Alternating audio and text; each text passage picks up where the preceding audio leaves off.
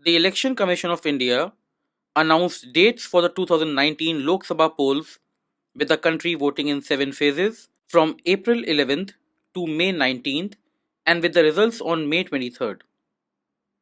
Chief Election Commissioner Sunil Arora said that the Model Code of Conduct has come into effect with the announcement from March 10th, 2019 itself.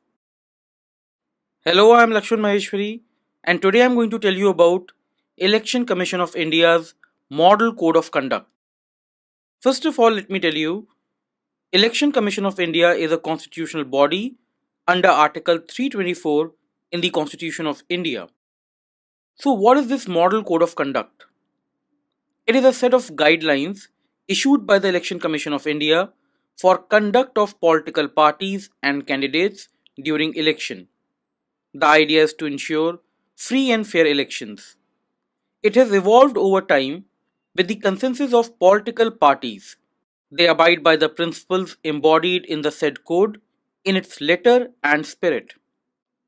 It applies at both central and state level. The Model Code of Conduct comes into force immediately on announcement of the election schedule by the Commission. It remains in force till the end of the electoral process, that is, the announcement of the results. So, how did it come into being? A code of conduct was first introduced in the state assembly elections in Kerala in 1960.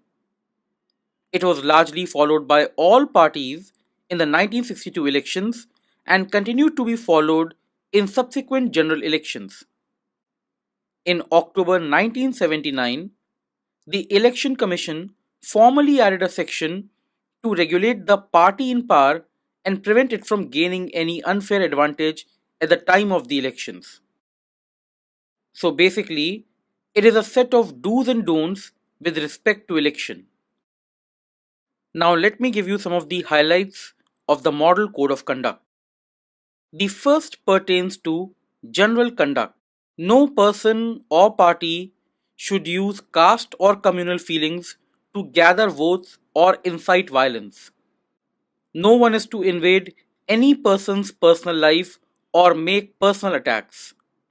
Further, all parties and people should avoid corrupt practices like bribing of voters, intimidation of voters, impersonation of voters, canvassing within 100 meters of polling stations, holding public meetings during the period of 48 hours, ending with the hour fixed for the close of the poll, and the transport and conveyance of voters to and from polling station.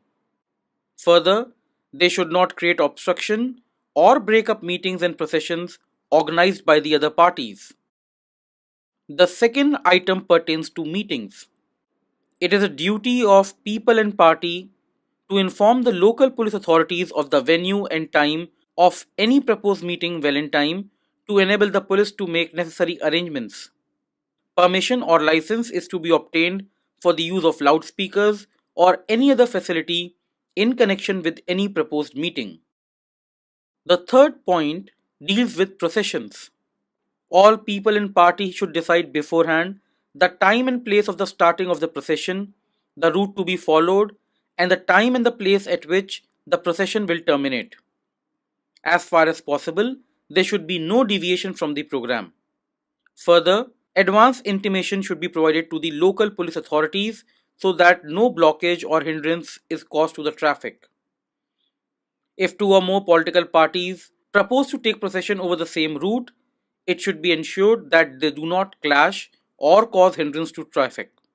People should not carry or burn effigies of the members of other political parties or their leaders. The next point deals with the polling day. All parties are to cooperate with the officers on election duty to ensure peaceful and orderly polling and complete freedom to the voters. All the party workers should have suitable badges or ID cards, and they are to refrain from serving or distributing liquor on polling day and during the 24 hours preceding it. Unnecessary crowd should not be gathered near the polling booths. Talking about the polling booths, except for voters, no one without a valid pass from the Election Commission shall enter the polling booths. The next point deals with observers. If the candidates or their agents have any specific complaints or problems regarding the conduct of election, they may bring the same to the notice of the Election Commission's appointed observers. They should not take the matters in their own hands. The last point deals with party and power. Now, this is the most important point because a party in power, whether in center or state, can use undue advantage in the election.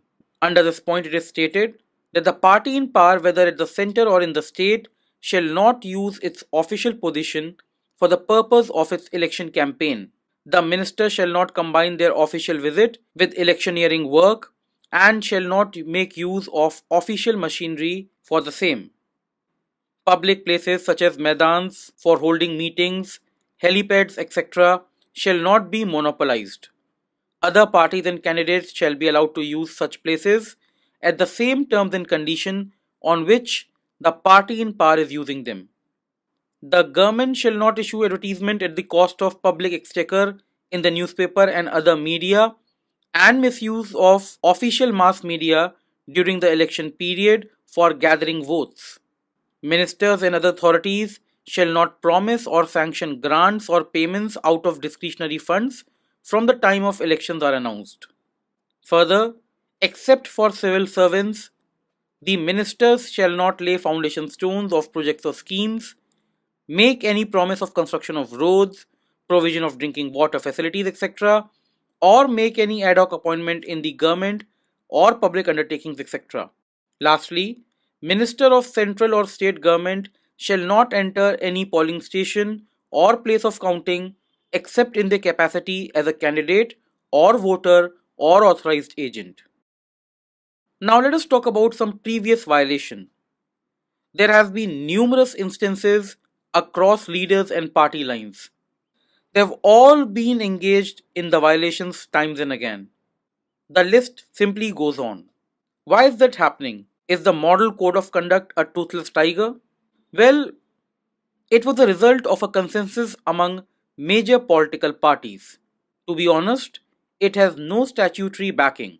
Election Commission uses moral sanctions or censors for its enforcement. It can issue a notice for alleged breach either on its own or on the basis of a complaint by other party or individual. Once a notice is issued, the person or party must reply in writing, either accepting fault and tendering an unconditional apology or rebutting the allegation. In the latter case, if the person or party is found guilty subsequently, they can attract a written censure from the Commission, something which may be seen as a mere slap on the wrist. But the Commission is not that helpless. The Election Commission may resort to use its extraordinary powers under Article 324 of the Constitution of India to impose a ban. In extreme conditions, the Commission can file a case or FIR under relevant sections of the Indian Penal Code or the Income Tax Act. If nothing, it has the power of embarrassment. Further, the Supreme Court has stated that the election body has the power to enforce the code. This video was about the Election Commission of India's Model Code of Conduct and brought to you by Lakshman Maaheshwary. Thank you for watching. Have a good day.